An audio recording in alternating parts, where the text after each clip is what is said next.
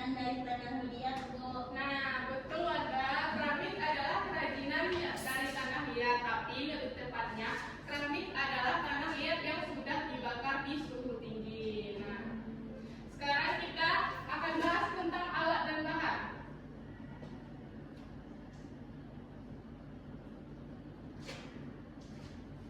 Yang pertama, alat dan bahan keramik adalah sudip.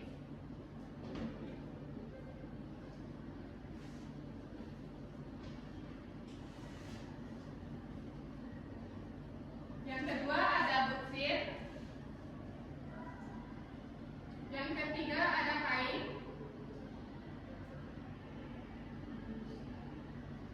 Nah, ini adalah alat-alat keramik. Yang pertama ada sudip, butir, kain, dan busa.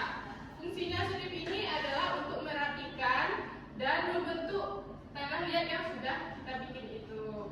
Sama dengan butir, fungsinya juga begitu, cuma bentuk alatnya sedikit berbeda. Nah, fungsi kain di sini adalah untuk menutupi tanah liat yang sudah dibuat agar tanahnya tetap lembab.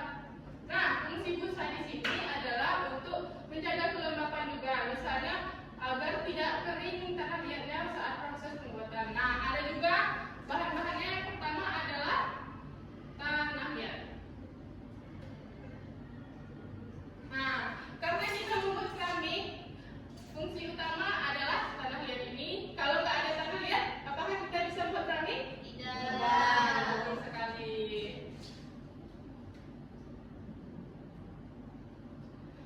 Nah, di sini ibu mau nanya nih pada anak-anak ibu. Alat dan bahan kita kan sudah ada nih. Ya, Bu. Nah, apa yang kita lakukan? Proses, betul sekali Ani. Jempol untuk Ani. Proses ya. Nah, proses pembuatan keramik. Yang pertama kita bikin desain. Desain atau sketsa.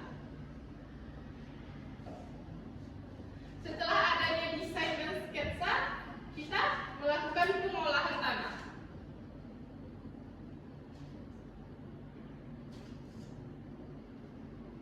Nah, ada yang tahu cara mengolah tanah dalam proses membuat via keramik? Apa nih? Nah, betul. Sampai lunak. Nah, betul sekali Ani.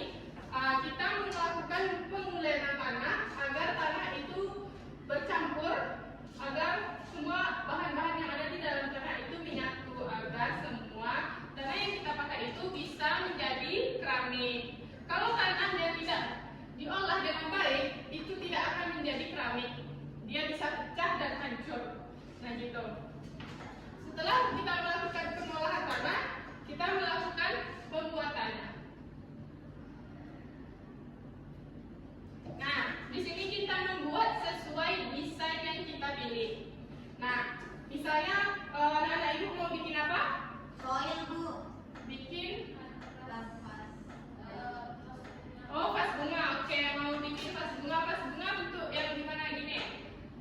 Nah, kalau mau desainnya seperti ini, kita pembuatannya juga melakukan tanah liat seperti ini ya. Tanah liat ini teksturnya gimana? Lunak. Apa lagi? Nah, mudah dibentuk. Apa Rizka?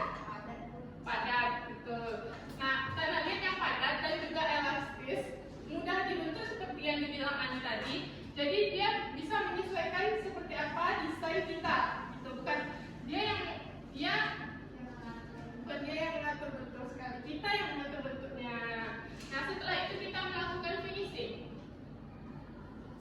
Dengan apa kita melakukan finishing? Dengan sudip dan butir. Nah, kita sekalian anak ibu. Nah, di sini ibu sudah menjelaskan. Ini tahap terakhirnya juga ada. Apa? Tanah liat sebelum jadi keramik harus dibakar. Bakar dalam suhu tinggi, Bu. dalam suhu tinggi 1900 ke atas. Nah, kalau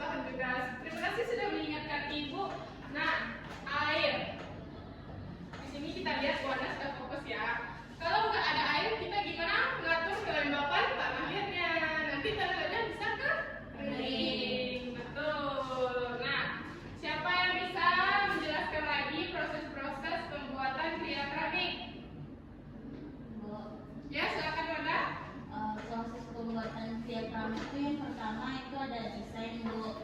Nah, yang kedua ada pengelolaan tanah. Yang ketiga ada pembuatan bentuk yang ingin kita buat, Bu. Yang selanjutnya ada finishing. Nah, selanjutnya itu kita bakar dengan suhu tinggi dengan 1900 derajat, Bu. Oke. Terima kasih Wanda atas jawabannya. Jawabannya sudah benar. Nah, pertanyaan terakhir. Nah, sebelum Ibu kasih pertanyaan terakhir, anak Ibu ada yang mau bertanya? Nggak ada. Sudah paham? Nah, Ibu tanya siapa yang dapat menyimpulkan pembelajaran kita hari ini? Nanti ada hadiahnya.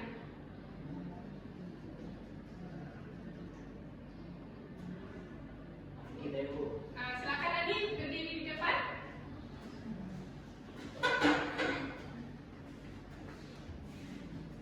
Yang pertama kita mempelajari tentang keramik, yang dimana keramik itu memiliki alat pembuatannya.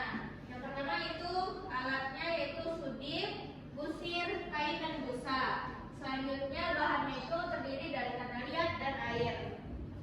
Nah, karena kita ingin membuat keramik dari tanah liat, penting dari tanah liat itu adalah air. Karena kalau tidak ada air, kita tidak bisa mengulangi tanah yang kita olah itu agar tidak kering.